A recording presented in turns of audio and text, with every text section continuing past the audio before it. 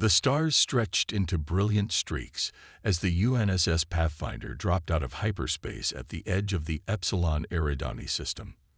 On the bridge, Captain Maya Chen straightened her uniform and studied the main view screen.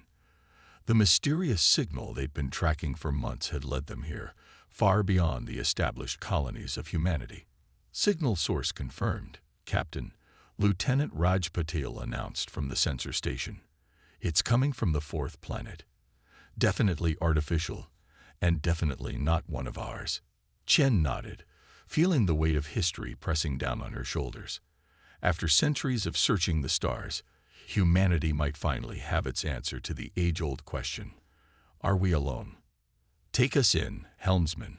Standard approach, defensive systems on standby, she ordered, keeping her voice steady despite the adrenaline coursing through her veins. Comms, prepare the first contact protocol. The Pathfinder glided through the system, a sleek vessel representing the pinnacle of human engineering. 20 years ago, the discovery of the Alcubierre drive had catapulted humanity into the stars, allowing them to establish colonies across 12 star systems. But in all that time, they had found only the remnants of long-dead civilizations, never a living, advanced species. Until now, as they approached the fourth planet, a rust-colored world with twin moons, the bridge crew worked in focused silence. Chen had drilled them for this possibility, but training and reality were very different things. Captain, I'm detecting a massive energy signature emerging from behind the larger moon, Patel reported suddenly, his voice rising in pitch. It's enormous. On the view screen, something emerged from the moon's shadow, a structure so vast that at first Chen thought it must be a small moon itself. But as it moved with deliberate precision toward the Pathfinder, its artificial nature became undeniable. The alien vessel resembled an enormous shard of obsidian, its surface catching and reflecting starlight in hypnotic patterns.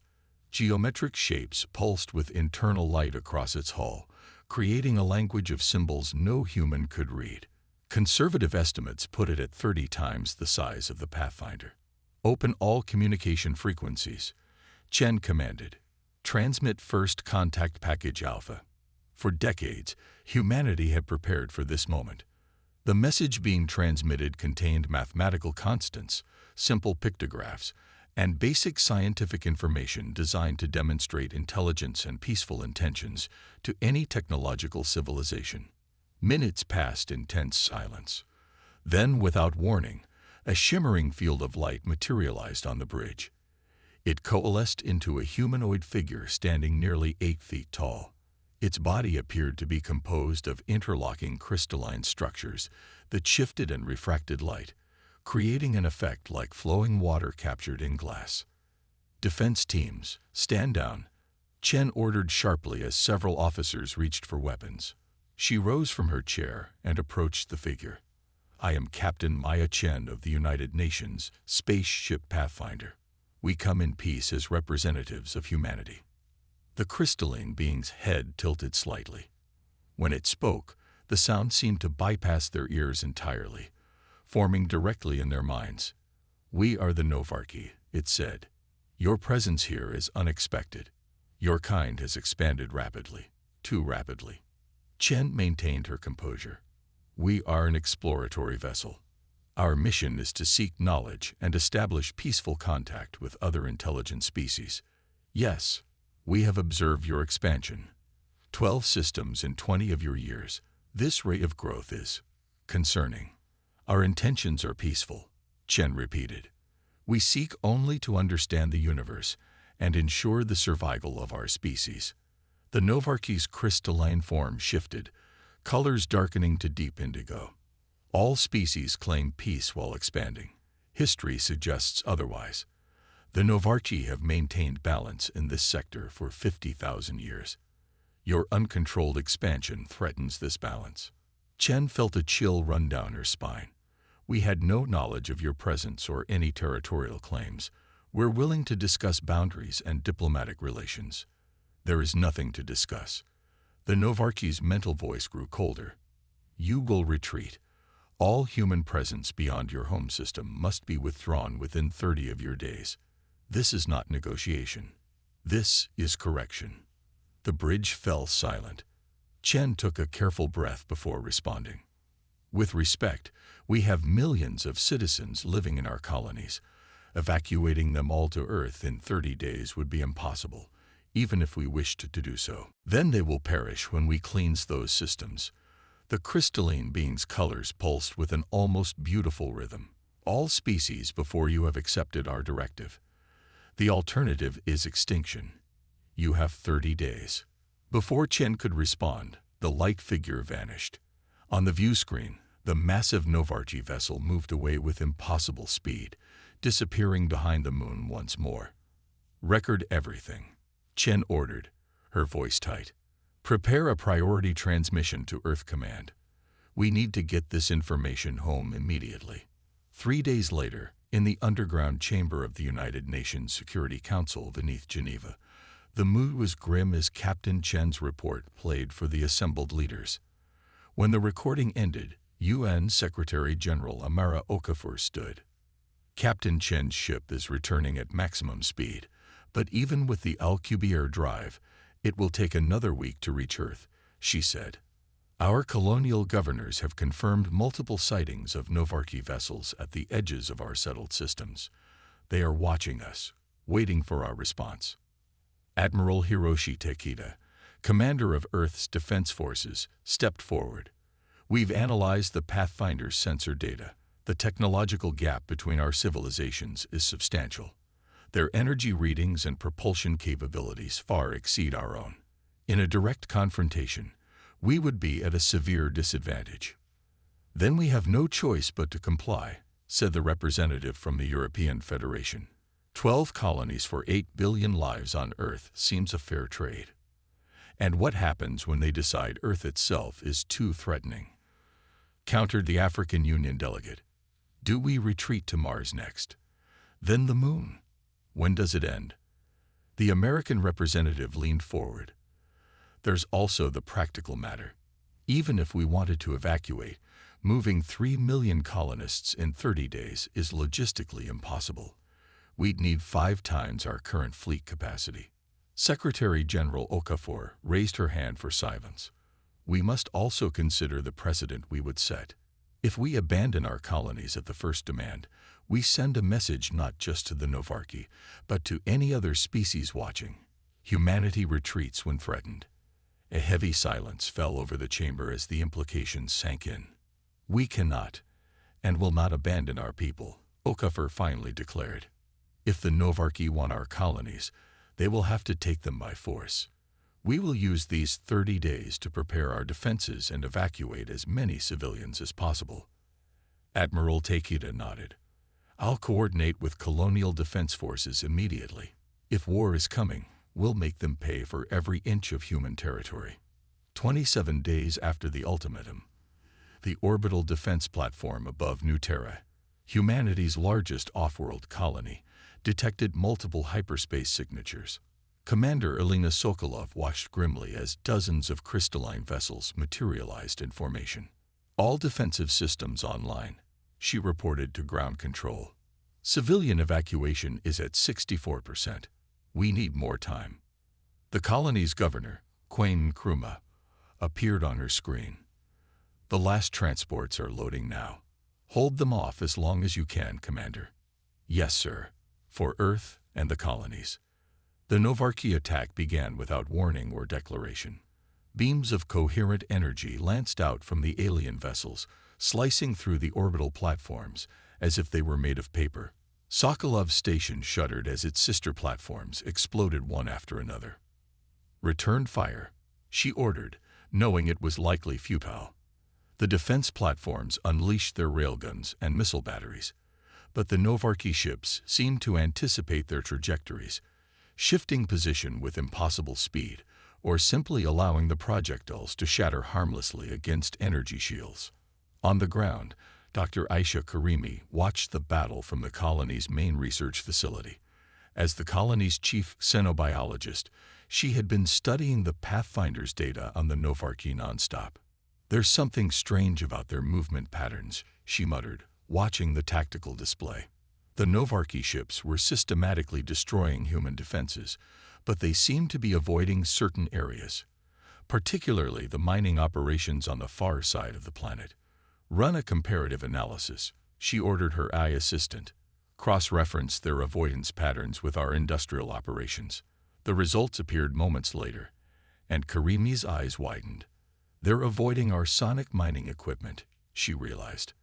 The powerful sonic drills used to break apart ore deposits were creating a bubble the Novarki ships wouldn't enter. She quickly opened a channel to Commander Sokolov. "Commander, I have critical information. The Novarki are avoiding our sonic mining operations. I think their crystalline structure may be vulnerable to certain sonic frequencies." Sokolov processed this information quickly. "Can we weaponize it?" "Theoretically, yes. Their bodies and ships appear to be made of similar materials. If we can find the resonant frequency." "Do it. In the meantime, I'll redirect all remaining defensive assets to the mining sector. Maybe we can buy the evacuation ships more time." As Sokolov gave the orders, her station rocked violently. Warning lights flashed across her console. "Structural integrity failing," reported her second-in-command. "We need to evacuate now." Sokolov nodded grimly. "Send all data to Dr. Karimi's team and to Earth Command. Make sure they know about the sonic vulnerability. Everyone to escape pods." As her crew rushed to evacuate, Sokolov took one last look at the view screen. The crystalline Novarki ships had formed a perfect lattice above New Terra, their weapons turning toward the planet's surface. "We refuse to retreat," she whispered. "Now we fight." The first Novarki bombardment hit New Terra as the evacuation ships struggled to escape the gravity well. Some made it. Many didn't, but the information about the potential Novarki weakness made it out, carried on a desperate transmission to Earth. The war for humanity's future had begun. 3 months after the fall of New Terra, Earth's darkest hour had arrived. 7 colonies had been lost. Millions of lives snuffed out by the relentless Novarki advance. The crystalline aliens had proven true to their word. They were systematically cleansing human presence from the stars. Yet humanity refused to die quietly. In an underground laboratory beneath the Himalayan mountains, Dr. Aisha Karimi stood before a sealed chamber containing a fragment of Novarki technology. A shard recovered from a damaged ship during the evacuation of Proxima Centauri's colony. "Increase amplitude by 15%, she instructed her team. "Focus on frequency range Delta 7. Behind reinforced observation glass, technicians adjusted controls on massive equipment. Inside the chamber, waves of precisely calibrated sound washed over the crystalline fragment. For several seconds, nothing happened. Then, with a high-pitched whine that rose above the machinery's hum, fracture lines spread across the shard's surface. Moments later, it shattered into dust. "Record everything," Karimi ordered, unable to keep the excitement from her voice. "We found it, the resonant frequency that disrupts their molecular structure."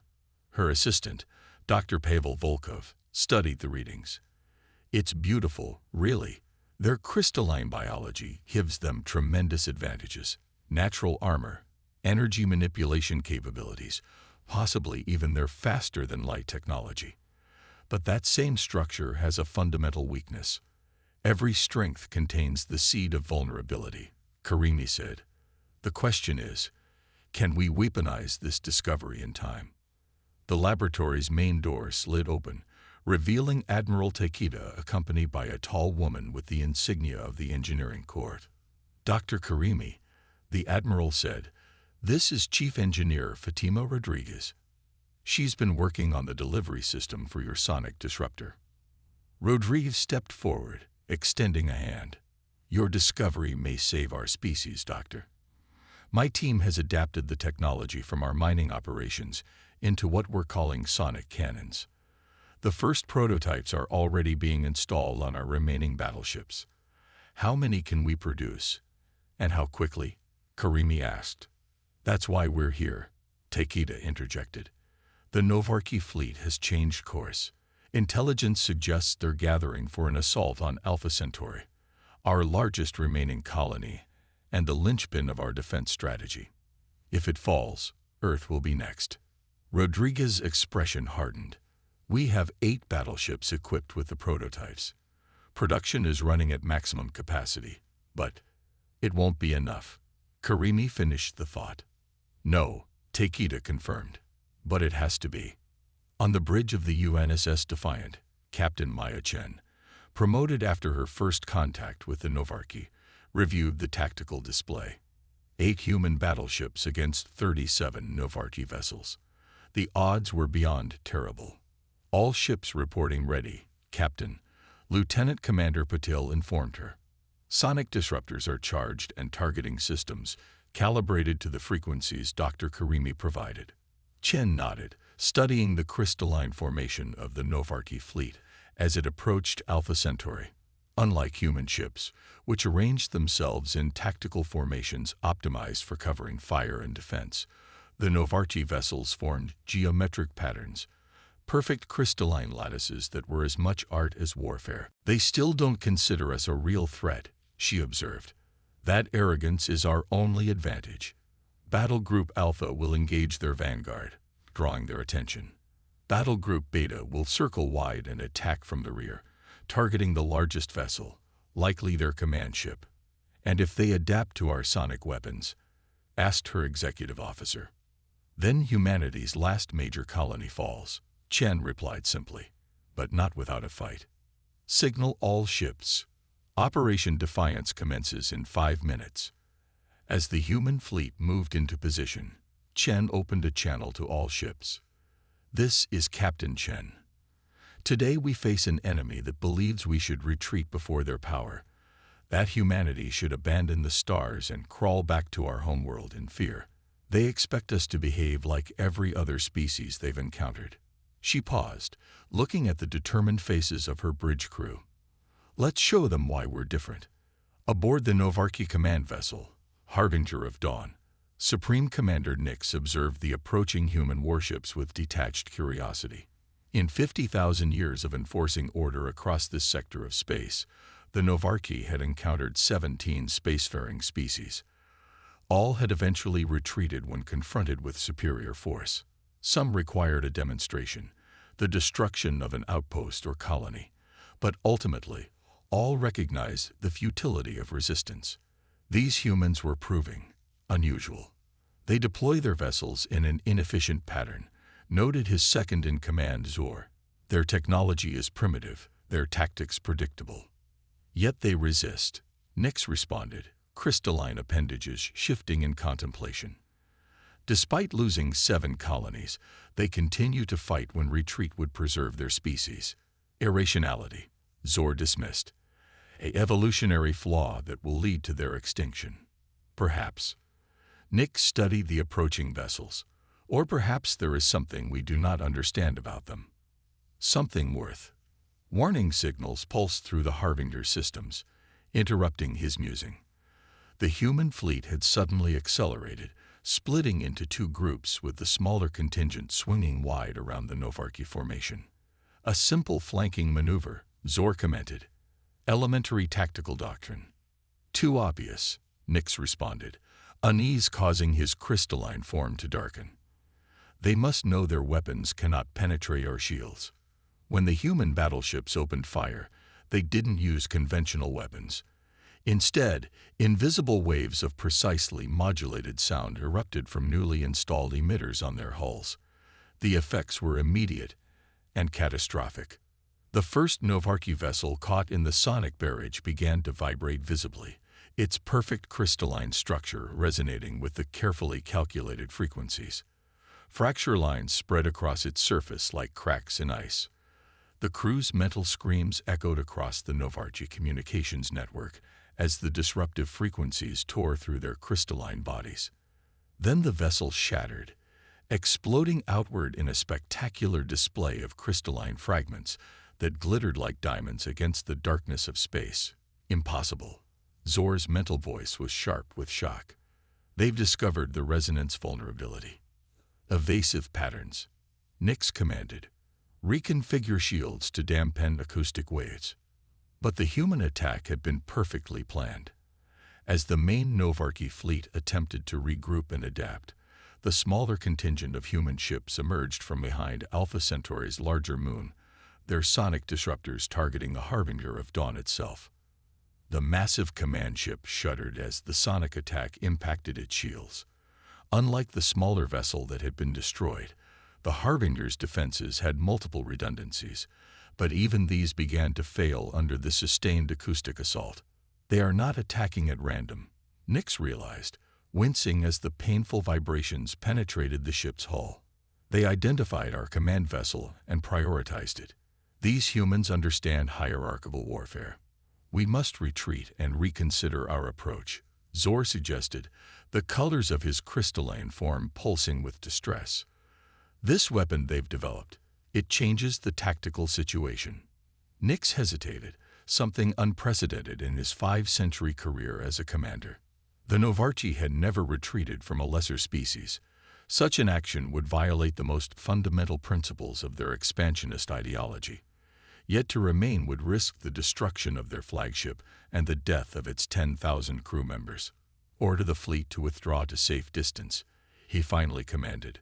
We must analyze this new weapon and develop countermeasures. As the Novarchi fleet executed a tactical retreat, the first in their recorded history, Nix continued to observe the human vessels.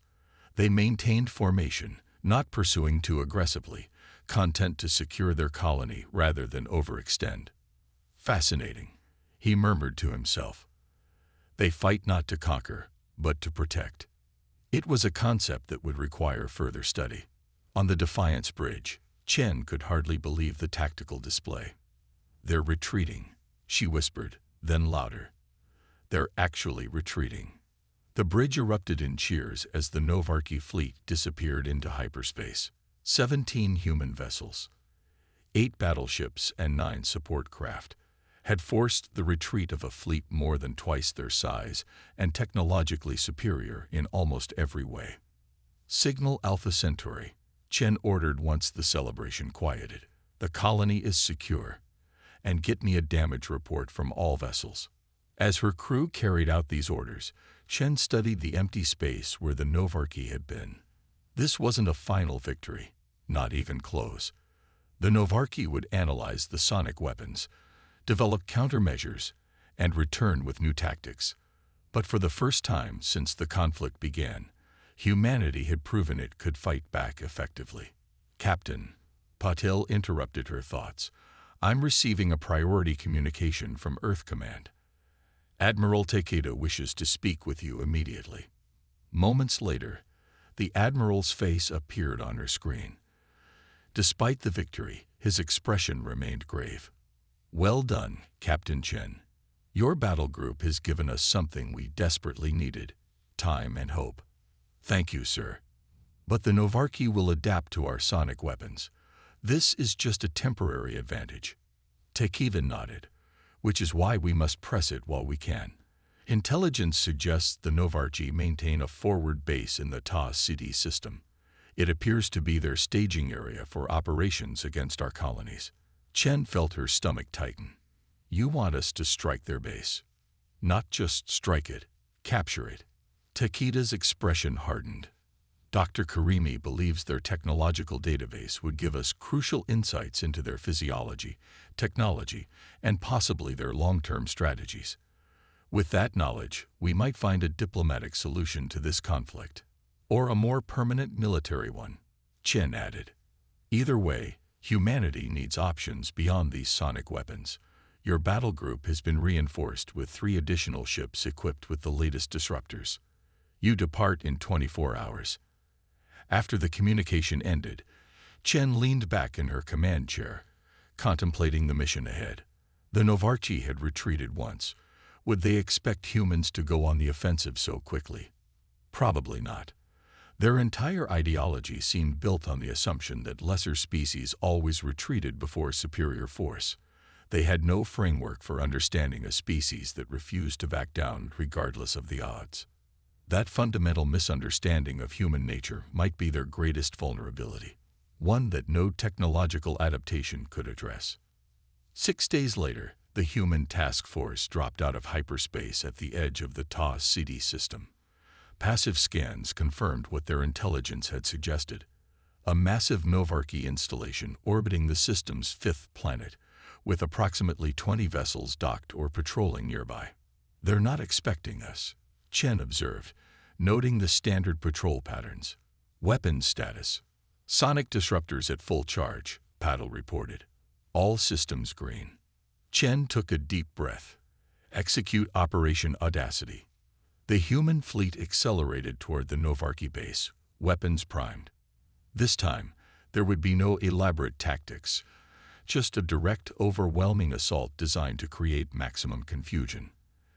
As they closed distance, the Novarchy vessels scrambled to form defensive positions, but their response was disorganized, lacking the geometric precision of their previous encounters. The sonic barrage hit the base first, targeting its structural supports. The massive crystalline structure began to fracture almost immediately, sections breaking away as the carefully tuned frequencies disrupted molecular bonds throughout the station.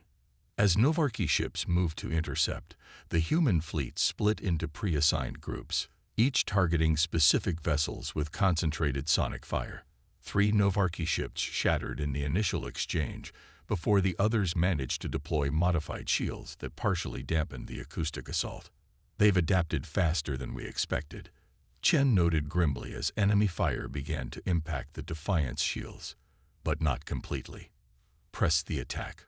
Focus on the base itself." The battle raged for nearly an hour, an eternity in space combat. 3 human vessels were lost, their crews sacrificing themselves to keep the Novarchy fleet divided and unable to coordinate effectively.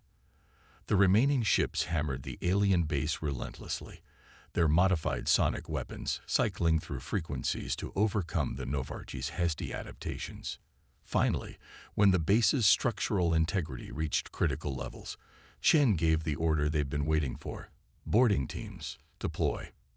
From the belly of the Defiant and 2 other battleships, assault shuttles launched toward the crippled base. Each carried a team of soldiers equipped with portable sonic disruptors and scientists prepared to extract data from Novarchy systems. Commander Zeke Williams led the team from the Defiant, a former Special Forces operative who had lost his family when the Novarchy destroyed New Terra. As his shuttle docked with the fractured base, he checked his sonic rifle one last time. "Remember the mission parameters," he told his team. "Secure the command center, protect the science team while they extract the data, then plant the charges. We have 30 minutes maximum." The Novarchy defenders fought fiercely, their crystalline bodies proving formidable in close-quarters combat.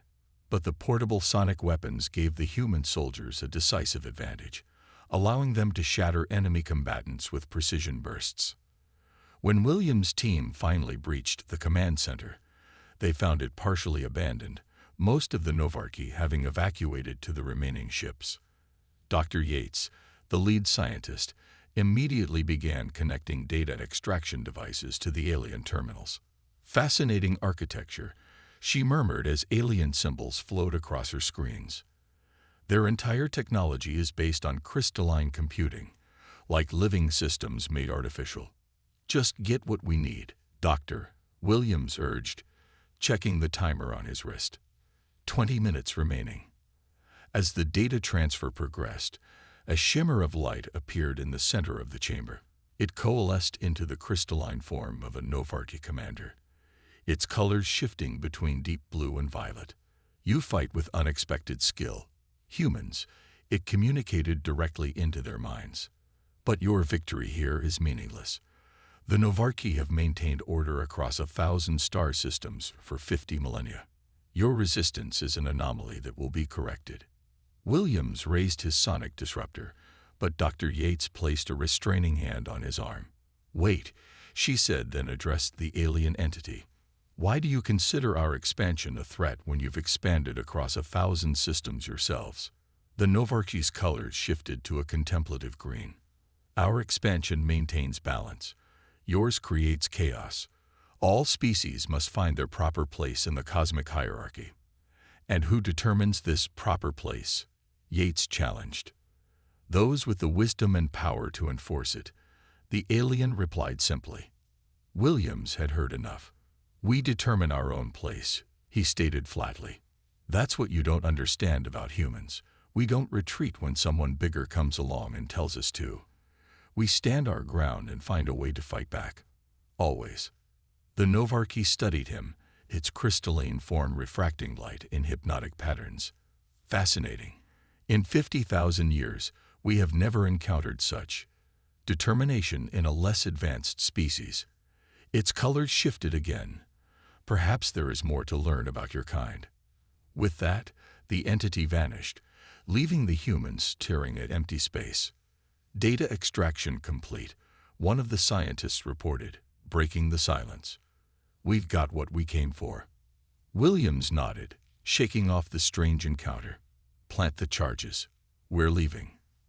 15 minutes later, as the human fleet jumped to hyperspace, the Novarchy base exploded behind them, not in the conventional fire and debris of human structures, but in a spectacular crystalline fracture that sent shimmering shards cascading across the Tau-Ceti system like a newborn galaxy of stars. 1 month after the Tau-Ceti raid, representatives from Earth and its remaining colonies gathered in the United Nations chamber to hear Dr. Karimi's report on the captured Novarchy data. Their technology is centuries beyond ours, she explained, displaying holographic renderings of crystalline structures. But more importantly, we now understand their psychology and history. The Novarchy evolved on a world with minimal environmental challenges.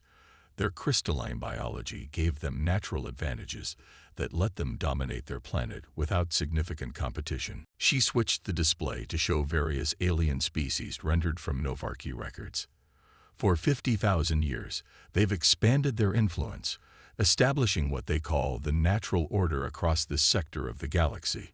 Every species they've encountered has eventually retreated before their technological superiority. Until they met humans, Secretary General Okafor observed. Exactly. Karimi nodded.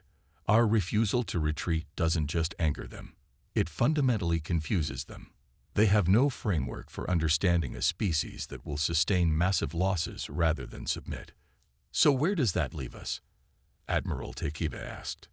We've won some battles, but we can't match their numbers or technology in a prolonged war.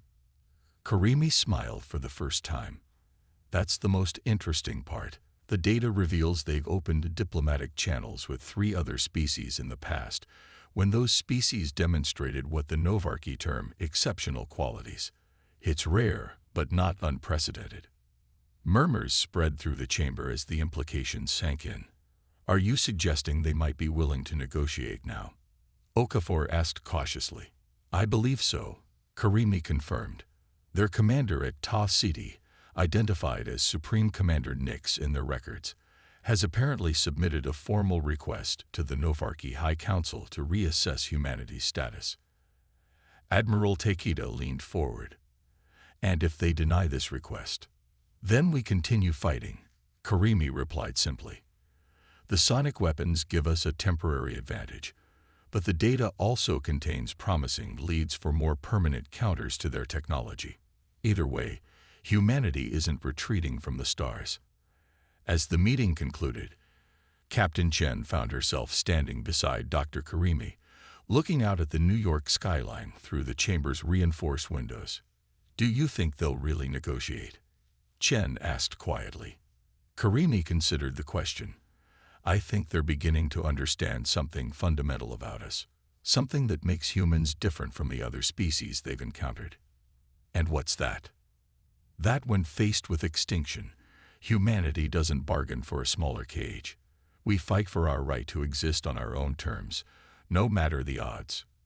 Karimi smiled. The universe wanted us gone, but humanity refused to die quietly. That refusal, that stubborn determination, might just be our greatest strength. Chen nodded, watching as the sun set over Earth, the homeworld humanity had nearly destroyed through conflict and environmental damage, yet had fought to save and then expanded beyond.